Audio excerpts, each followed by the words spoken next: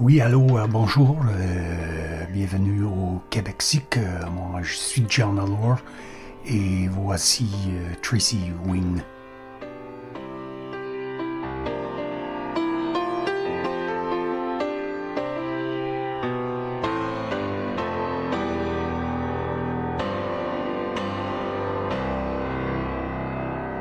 Bonjour, hi. Je suis Tracy Wing, votre animatrice pour Québec-Sic de John Allard. Le week-end du 24 juin est une véritable fête au Québec. La Saint-Jean-Baptiste est célébrée dans la province depuis que les colonialistes ont débarqué du bateau près de la Charlebourg. Ils ont rapporté de France la tradition de lever un verre à la Saint-Jean et elle est restée. C'est un moment où tout le monde se lâche et s'amuse. On saoule, on fume du pot ou du hash, on danse dans les rues, on se peint le visage en bleu et il y a des défilés dans chaque ville et village francophone du Québec.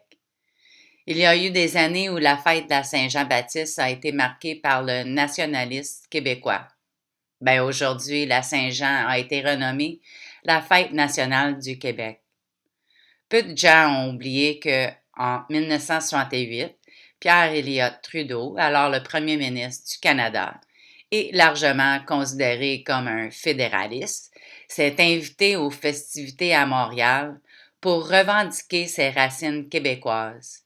Il est accueilli par des huées et une vague de bouteilles de bière sur le podium du défilé. Fort de sa surprenante victoire de 1976, le Parti québécois dépense sans compter pour la fête de la Saint-Jean de 1977, insufflant au week-end férié un enthousiasme séparatiste.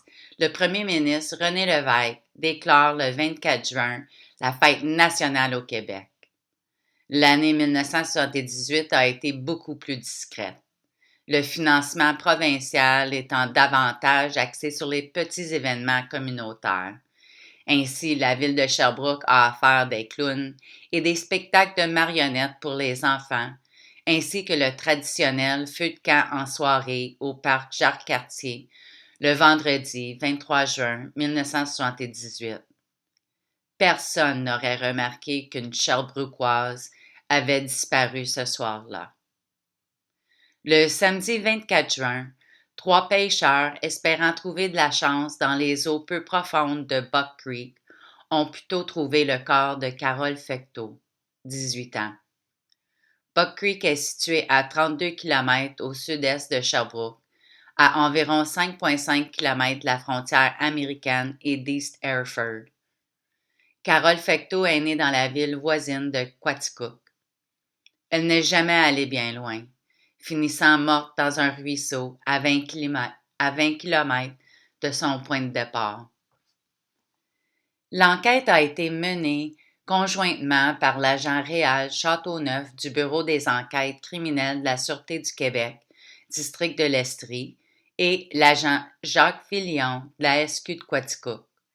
L'évaluation initiale de la police, ou des médias, ou des deux, a été catastrophique. Carole Fecteau avait été abattue de 2 balles, à bout portant dans la tête et le cœur, alors qu'elle se baignait nue. Peu importe que, comme Manon Dubé, donc le corps avait été découvert plus tôt cette année-là, comment est-elle arrivée là? Tout comme Manon et Louise Caméran, il faudrait une leçon de cartographie pour trouver l'endroit. La police a interrogé plus de 30 personnes en rapport avec le meurtre. La seule autre enquête sur une mort suspecte menée par la police dans la région de l'Estrie, Quaticook, ce printemps-là, a été l'affaire Dubé, donc le corps a été retrouvé le vendredi saint, le 24 mars 1978.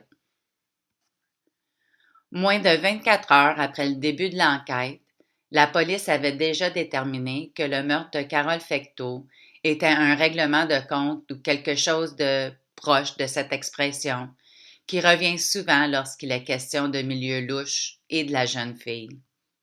Une description à la fois précise et déroutante. Il semble que même avant son meurtre, Carole était connue de la police comme un acteur mineur du milieu. Le 3 janvier 1978, Carole Fecteau avait été arrêtée pour son rôle dans une opération de racket au centre-ville de Sherbrooke. L'arnaque se déroulait comme suit.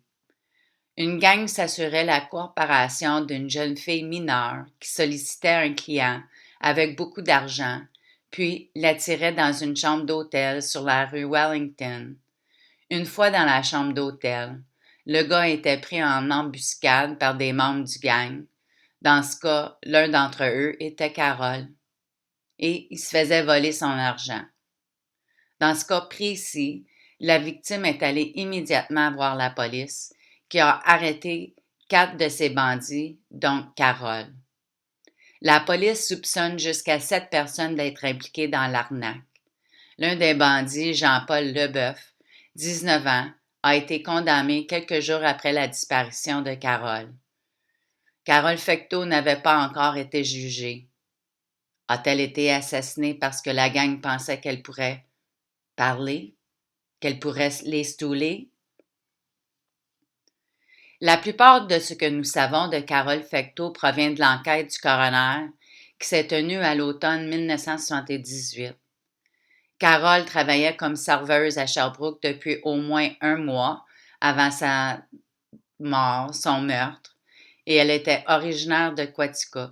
Sa mère a procédé à l'identification du corps à la morgue de la ville. Les vêtements et le portefeuille de Carole ont été retrouvés à un peu plus d'1 kilomètre de l'endroit où le corps a été découvert par un employé du ministère des Transports. Hélène Larochelle, une comptable de 22 ans, vivait dans un appartement avec Carole qu'elle connaissait depuis les vacances, depuis quelques semaines. Quelques mois. Elle habitait au 146A, rue Sanborn, qui se trouve à un pâté de maisons à l'ouest et au sud de King et Wellington. Et comme nous l'avons déjà écrit, c'était à 2-3 coins de rue de l'appartement où vivait Luc Grégoire, sur la rue Brooks. Si Carole Fecteau était une serveuse, alors elle a probablement travaillé dans un des bars le long de la Wellington, comme le Moulin Rouge, situé dans l'hôtel Normandie, sur le coin King et Wellington. Carole avait confié à Hélène, sa coloc, quelques jours avant sa mort, qu'elle était en danger. Et, le soir de sa disparition, Carole avait reçu un appel téléphonique, puis avait dit à Hélène qu'elle se rendait à un rendez-vous plutôt dangereux. Carole lui a demandé de la suivre à cette réunion. Hélène a suivi Carole pendant un certain temps dans le secteur des rues King et Wellington, puis elle l'a perdue de vue. En fait, Carole Fecteau avait reçu plusieurs appels téléphoniques inquiétants dans les jours précédant sa disparition. Et selon Hélène, elle avait peur de 2 personnes qu'elle appelait Claire et Fern. Dans les jours précédant la disparition de Carole Fecteau, il y a eu un incident impliquant la voiture d'Hélène Larochelle. Le copain de Carole Fecteau, Marc Charland, et son frère aîné Jean ont volé la voiture de La Rochelle et l'ont endommagée. Et rappelons-nous que les Charland sont les fils de Yvon Charland, le partenaire commercial du restaurant de Roland Giguère, assassiné en 1968. Nous avons parlé de cette affaire il y a quelques semaines. Alors, Carole Fecteau a dit à Hélène Larochelle qu'elle s'en occuperait, que le responsable paierait pour les dommages de sa voiture. Marc Charland était mineur et n'a donc jamais été appelé à témoigner lors de l'enquête du coroner Jean-Pierre Rivard, mais son frère aîné l'a été. Jean Charland, 19 ans, a déclaré qu'il avait vu Carole Fecteau 2 ou 3 fois max, qu'elle était la copine de son petit frère, qu'il s'était rendu à son appartement vers 2 ou 3 heures du matin avec son frère et 2 autres gars et qu'il avait volé la voiture d'Hélène Larochelle. Et selon Charland, Carole l'a menacé de l'accuser de vol s'il n'acceptait pas de payer les dommages. Il n'est pas certain que Carole ait mis cette menace à exécution, étant donné qu'elle était elle-même accusée du vol à l'hôtel. Je pense que le fait est que Jean Charland et Carole Fecteau se connaissaient et qu'il y avait de la discorde dans leur relation. Et John ajouterait, comme nous le verrons bientôt, concernant les événements qui se sont déroulés au cours de l'été 1978 dans le sud de Sherbrooke, qu'il est difficile d'accepter la version de la vérité de quiconque, surtout les histoires racontées par Jean Charland. Dans Wish You Were Here, John et Patricia ont passé environ 5 pages sur l'affaire Carole Fecteau et ses conséquences. John voulait écrire beaucoup plus sur Carole. En fait, il aurait pu écrire un autre livre sur le sujet. Ce qu'il suppose il est en train de faire maintenant. Mais les éditeurs du livre ne voulaient pas une version sherbrookoise de The Lower Depths of Gorky. Ils voulaient un livre qui présente une victime plus positive que la pauvre et oubliable Carole Fecteau. Il y avait un deuxième obstacle. Il n'y avait tout simplement pas beaucoup d'informations disponibles sur son cas. Mais cela a changé au printemps 2020 lorsque la Bibliothèque des archives de journaux du Québec a commencé à télécharger numériquement toutes les éditions de plus anciens quotidiens français de Sherbrooke, La Tribune.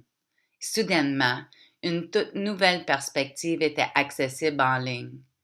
Vous pouviez même y accéder depuis la Caroline du Nord si vous saviez où chercher, et j'ajouterais la volonté de chercher. Cela a certainement changé la donne, et John a gardé le silence à ce sujet, alors qu'il passait méthodiquement au peigne fin les éditions de la Tribune de la fin des années 70 et du début des années 1980. Au printemps 2020, il était trop tard pour apporter des modifications à Wish You Were Here, mais cela ne lui a pas empêché d'examiner minutieusement toutes les informations à la recherche de connexions et de signification quant aux raisons pour lesquelles les meurtres de 3 jeunes femmes sont restés non résolus pendant plus de 40 ans. Carole Fecteau est la 4e jeune victime du meurtre qui doit être considérée dans le contexte des décès de Louise Caméran, Manon Dubé et Teresa Allard. Le tir de balle à sa tête et le fait qu'elle faisait partie du milieu criminel de Sherbrooke sont des différences, mais il y a des éléments du meurtre de Carole Fecteau qui sont similaires aux 3 autres meurtres. Comme Caméran et Allard, Carole Fecteau est dépouillée de ses vêtements. Il est difficile d'argumenter pourquoi cela a été fait si c'est strictement un assassinat par une gang. Ses vêtements sont retrouvés à quelques kilomètres du corps. Les vêtements de Louise ont été retrouvés à côté de son corps. Manon était habillée et les vêtements de Teresa n'ont jamais été retrouvés. Comme le portefeuille de Teresa qui a été retrouvé sur le côté de la route McDonald, le portefeuille de Carole a été trouvé à environ 2 mètres du côté d'une route de gravier. Et Carole a été retrouvée dans un endroit isolé, gisant à moitié dans l'eau et à moitié hors de l'eau, comme Teresa, alors et comme Manon Dubé. En ce sens, il y a presque 2 empreintes de profil avec Carole. Son meurtre est et n'est pas comme les autres, c'est un hybride. Et ses meurtriers n'étaient pas sélectifs. Des anglophones ou des francophones, des jeunes, des vieux, des pauvres ou de la classe moyenne. N'importe qui faisait l'affaire. John pense que l'histoire aurait vu Carole Fecteau sous ses ongles. Si ce n'était des événements qui se sont déroulés un peu plus d'1 semaine après la découverte de son corps à Buck Creek. Ce qui s'est passé ensuite a fait de Carole Fecteau une réflexion après coup. Lorsque 2 corps ont été retrouvés le 6 juillet au sud de Lennoxville par un jeune étudiant. C'est toujours des chasseurs, des pêcheurs ou des jeunes enfants, des jeunes personnes Fecteau est devenu une note de bas de page, une pièce à conviction dans les machinations de la police pour faire en sorte que leur homme, le mauvais homme, soit emprisonné à vie pour 2 meurtres qu'il n'a probablement pas commis. Carole Fecteau a été emportée dans le tourbillon des vrais crimes, son meurtre ayant eu lieu seulement 2 mois après la découverte de Manon Dubé et 5 mois avant la disparition de Teresa Allard. Personne ne se souvient d'elle. Et, s'ils ne se souviennent pas de Carole, ils ignorent certainement que son meurtre n'a jamais été résolu. Non pas parce qu'il ne peut pas être résolu. Lorsque la police a examiné les preuves, ils ont déterminé que son meurtre ne correspondait pas à leur récit.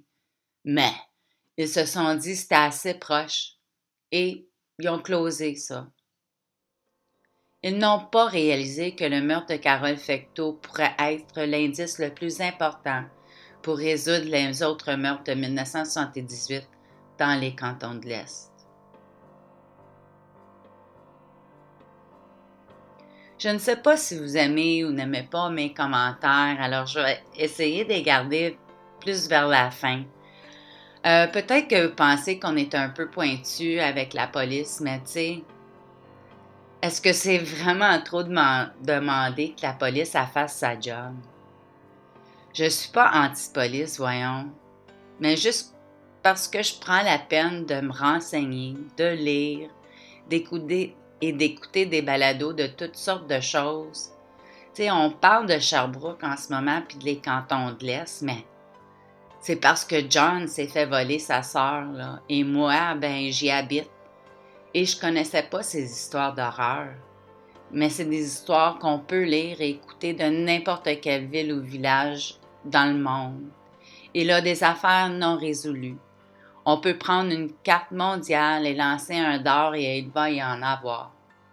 Je sais que c'est difficile d'entendre parler de ces affaires, mais si c'était votre sœur, votre cousine, votre fille, votre mère, votre amie, votre amoureuse, vous ne pourriez pas vous fermer les yeux, les oreilles et la bouche sur ce que les recherches vous apportent. Merci et n'oubliez pas de partager ce balado, ce vidéo, peu importe la plateforme, et abandonnez-vous. Je vous souhaite une très belle semaine. Je suis Tracy Wing pour Québec Sick.